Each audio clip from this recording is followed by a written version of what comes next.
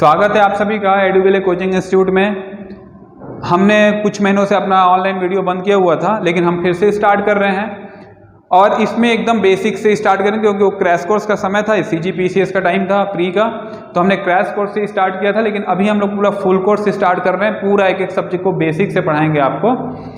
तो आज हमारा जो टॉपिक स्टार्ट होगा वो है हिस्ट्री, इतिहास।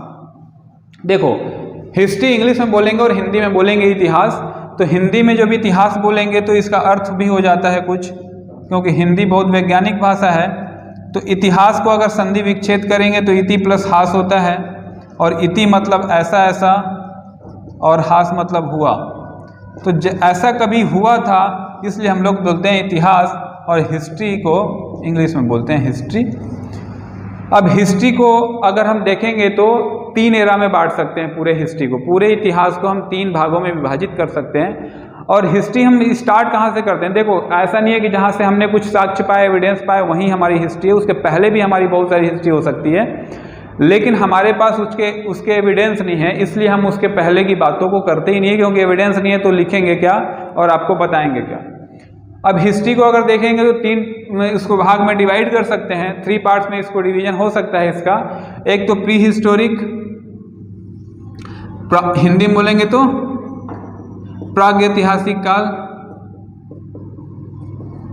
प्रागैतिहासिक काल, और इसमें प्रोटो हिस्टोरिक बोलेंगे प्री हिस्टोरिक के बाद, प्रोटो हिस्टोरिक आद्य ऐतिहासिक काल, और उसके बाद ऐतिहासिक काल।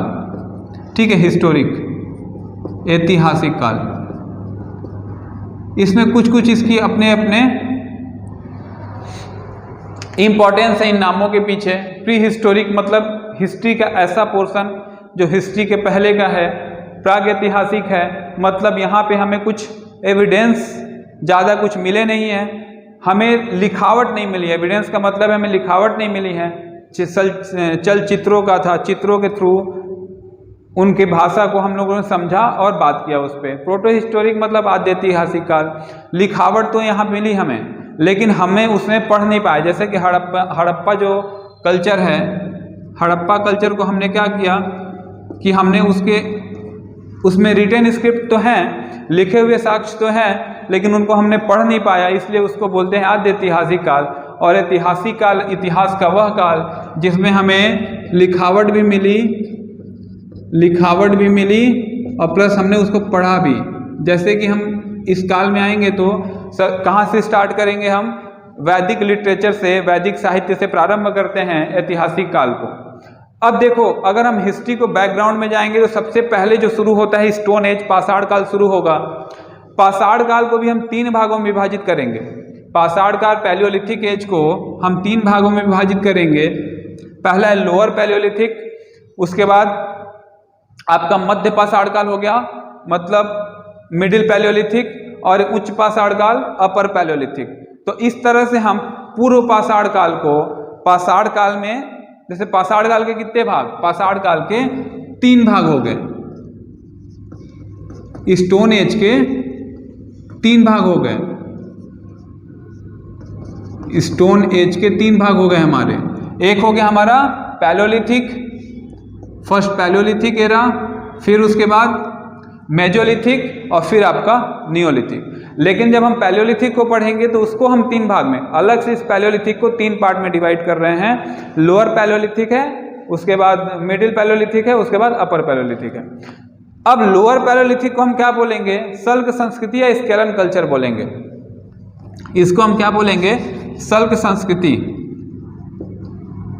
सल्क संस्कृति या स्केलन कल्चर बोलेंगे। सल्क संस्कृति बोलेंगे या स्केलन कल्चर बोलेंगे। ठीक है, सल्क संस्कृति मतलब उस समय के ऐसे साक्ष्य जो हड्डियों या कंकालों में, इसके मतलब उसके वर्ड से ही समझ में आ रहा है, हड्डियों और कंकालों के जो साक्ष्य मिले, एविडेंस मिले, उसको बोलेंगे हम सल्क संस्कृति। उसके बाद पैनल कल्चर होता है फलक संस्कृति। हिंदी में इसको अगर नाम लेंगे तो पैनल कल्चर को क्या बोलेंगे? फलक संस्कृति।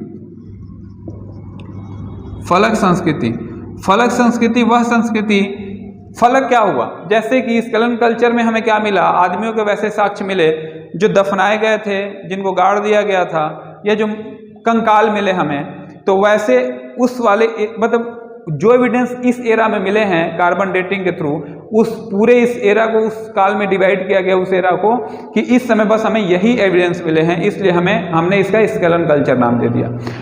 यहाँ से मानव अपना विकास करता है थोड़ा सा और उसमें कुछ समझ आती है, क्योंकि जानवर और मानव के झगड़े में उस समय मानवों के पास अपने घर नहीं होते थे, जंगलों में रहते थे, फॉरेस्ट में उनका रहना होता था। तो उस काल में होता ये था कि जब जानवर और इंसान जब लड़ाई होती थी तो अक्सर इंसानों की ही मृत्यु होती होगी, जानवर उस समय भी भारी पड़ते होंगे, क्योंकि उस समय जब यहाँ आप आओगे तो क्या देखोगे कि जो ह्यूमन है, जो आदमी हैं, वो ऑर्गेनाइज्ड वे में नहीं रह रहे हैं, ग्रुपिंग करके नहीं रह रहे हैं, सब अकेले अकेले सिंगल पर्सन होकर रह रहे हैं। तो इसलिए स्केलन कल्चर सल संस्कृति को दिखाता है। फलक एक प्रकार का वेपन है जो इंसानों ने यूज करना शुरू किया, और ये जैसे पीएससी अगर प्रश्न करेगा कोई बॉडी आपसे कि ये बहुत नुकीले हथियार नहीं होते थे, वो इस टाइप के हथियार होते थे जो बहुत नुकीले नहीं होते थे, क्योंकि हमारा डेवलपमेंट अभी माइंड का उतना हुआ नहीं था, हम भी बंदर से धीरे धीरे इंसान बनने की प्रक्रिया में थे। तो हमारा जो ये कहानी है, ये फलक जो ये वेपन होता था पत्थर से बना होता था, इसको भी ध्यान रखेंगे आप। और अगर पूछ दे कि फलक संस्कृति जो है, पैनल कल्चर जो है किस एरा का है, तो पैलियोलिथिक का है, पाषाण स्टोन एज के पैलियोलिथिक का है, पूर्व पाषाण काल का। तो इस तरह से हमें एक वेपन मिलता है एविडेंस के तौर पे, और वो फलक संस्कृति का वेपन होता है।